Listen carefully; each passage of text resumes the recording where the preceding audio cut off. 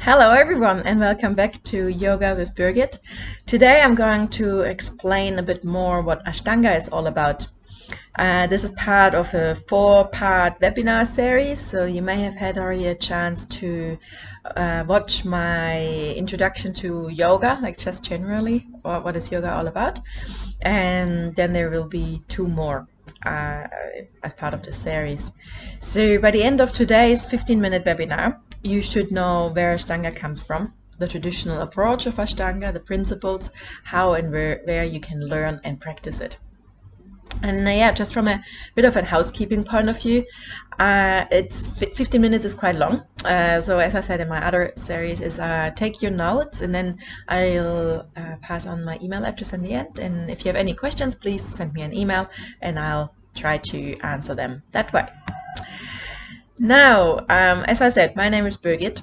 My Ashtanga journey and yoga journey started about 10 years ago. And at that time, I was looking for something to balance off all the multidisciplinary athletic sporty aspects at it. I was training for a marathon and I was looking something to just use different muscle groups and have a bit more of a holistic experience. And friends of mine introduced me to Ashtanga. Little did I knew that there were also other parts of yoga and other types of yoga. But that was what I started with and stuck with. Later on I found out that there are possibly other types of yoga are better for beginners, but it really depends on how in sync you are with your own body and how you can you know what is good for you, or if you're having maybe in parallel also the opportunity to learning the poses and so a bit slower. So what I'm talking about now is really predominantly the poses, the postures, because according to the grandfather of Ashtanga, that is the part that you have to master first before you master the other parts of yoga. So Ashtanga is a set of sequence of postures linked together with Vinyasa, which is a flow of movements, and that's in order to build heat in the body. The aim is for every breath taken to be a conscious one, creating a moving meditation. And so it's a very highly structured Vinyasa style class. It's fast flowing, aerobic, and it begins with a number of repetition of the sun salutations, the Surya Namaskar, and the various asanas that are linked between them by a transition sequence called, that's what I mentioned already before, the Vinyasa. The Ashtanga system also makes use of special breathing techniques, the Ujjayi breathing, and the internal energy blocks, the bandhas, and I explained this a bit more in detail in a minute. Then there's another special area in Ashtanga, which is the emphasis on called drishtis, the gazing points. Now, in the whole practice of Ashtanga Vinyasa really develops strength and stamina as well as flexibility, and it's those ones who are practicing may very likely agree with it. It's energizing. So, how this type of yoga originated is due to a person called Pattabhi Jois during the 20th century, and it's now often promoted as a modern day form of the classical Indian yoga. Pattabhi Jois, he claimed to have learned the system from his teacher, whose name is Krishnam Maharajaya. Jois established the Ashtanga Yoga Research Institute in 1948 in Mysore, in India, in southern India. And the reason for that location, or not the reason, but that is why the style of teaching that he's using is also described with the word Mysore, which is the city where it originates from. And then it came to the West through the various students of Pattabhi Jois. He himself unfortunately passed away in 2009, but his various family members, son and granddaughter, are taking on the tradition and continuing with the teaching in Mysore. And as an outcome from the Ashtanga Vinyasa Yoga, there are various spin-off styles of power yoga, or just called Ashtanga yoga, which have some elements and have this dynamic the fast-moving flow in there. But what is the traditional approach, what I want to go into a bit more detail now, is that it's following a very strict sequence. And the idea is also that students they're expected to memorize the sequence and practice it all in the same room without being led by a teacher. So there's a teacher there, but the teacher is just there for corrections and for adjustments and for general guidance. Now, in other locations, there's also led classes taught several times a week, where a teacher is in the front, but that is not the traditional way. Now, normally the Ashtanga Vinyasa practice starts with 5 repetitions of Sun Salutation A or Surya Namaskara A, and then continues with 5 repetitions of Surya Namaskar B or Sun Salutations B, followed by a standing sequence. And with the standing sequence, there are 6 series, and then I'll come to that in a moment. And then once you have done one of those series, then you're finishing with a standard closing sequence. And now how it's being taught is that the student has to master every pose of the first series before they're moving on to the second series. So in reality is that the majority of the Ashtanga practitioners are actually only in practicing the primary series, which is also called yoga chikitsa or yoga for health, yoga therapy. And the very traditional approach was even that you were not allowed to do the entire series until you were able to do the poses in the chronological order, until you were able to master all of those poses. Now there's various variations, and also when you, especially when you go to studios in the Western world, there are often shorter versions available. So not the full series, where just certain parts are being instructed and led. So yeah, as I said, there's 6 series. The first one, the primary, is called Yoga Chikitsa. Then there's an intermediate series, an advanced series, and from the advanced series, there's 4 different ones. So the 3rd, 4th, 5th, 6th series.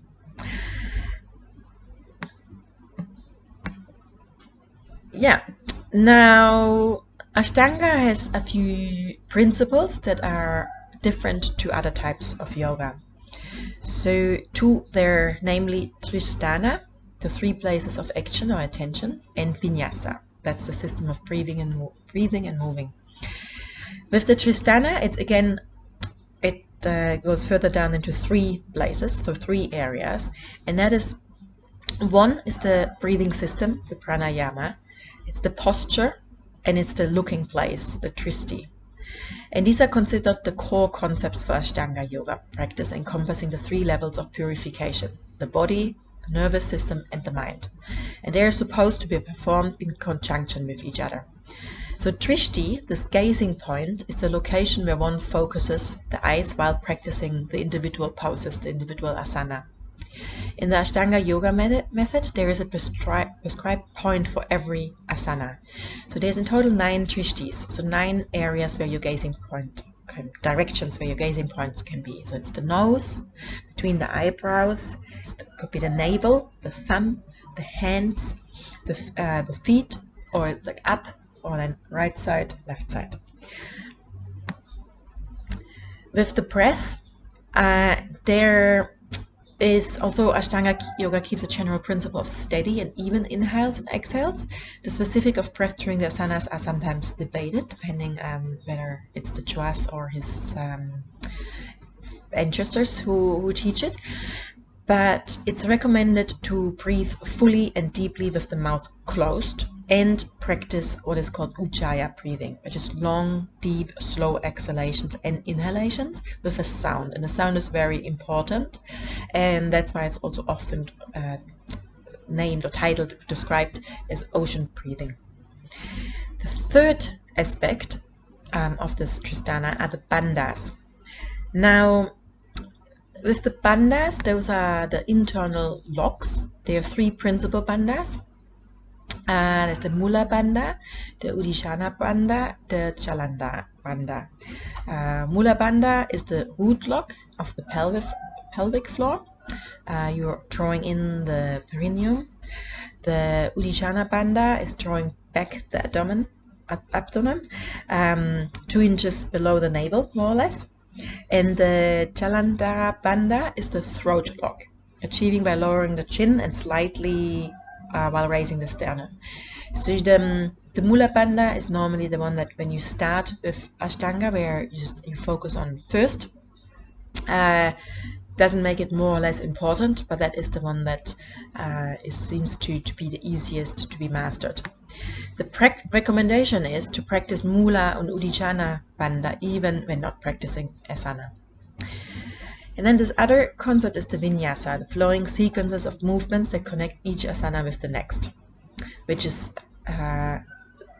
very specific to Ashtanga, and there is asanas in other yoga, especially the power and the asana, the Ashtanga, the Vinyasa yoga, but in Ashtanga, it follows that strict sequence and where it's being added.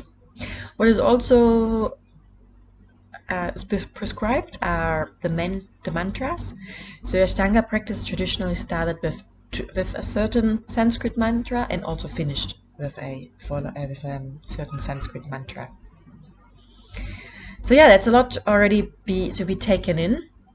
All those various aspects, the Tristana, so those 3 aspects, the gazing point, the breath, the bandhas, and then the Vinyasa, and as an additional aspect, the mantras. Now, how to learn Ashtanga Yoga? There are nowadays, of course, multiple options. And now with COVID and the pandemic, where there's a lot of restrictions in place, a lot of people also go to online learning. And while it is not as common as other forms of yoga, because of this very prescribed way, and also the way of traditionally you can only become an Ashtanga teacher in a very prescribed way if you're going to India yourself and practice there in the institute.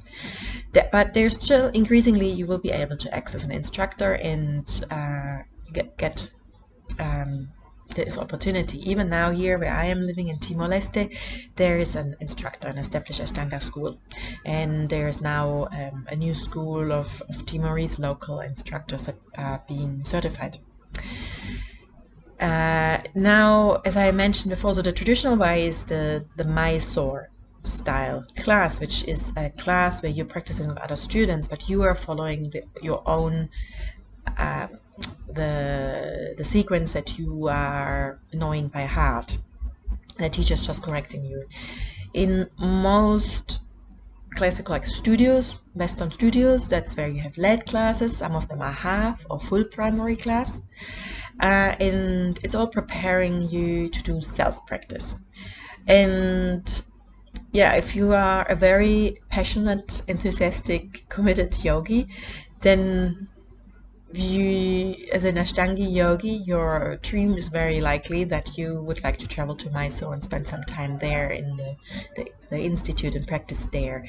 And that's also it follows quite a strict routine. You have to it's an application process, and you have to commit to at least being there always for full months, like 1 to maximum 3, because it's very in high demand. But those are the options that you can do. And as I said, in order to be certified as a proper in a bit more like an official way, that's only possible if you are going to Mysore to get the training from the source. So this is rounding it up. By now you should know where Ashtanga comes from, the traditional approach, the principles, also having an idea of where to learn it and where to practice it. And as I offered in the beginning, if you have any questions, please send me an email. My email address is yogawithbirgit@gmail.com, and I would like to invite you to watch the following webinars. Thank you.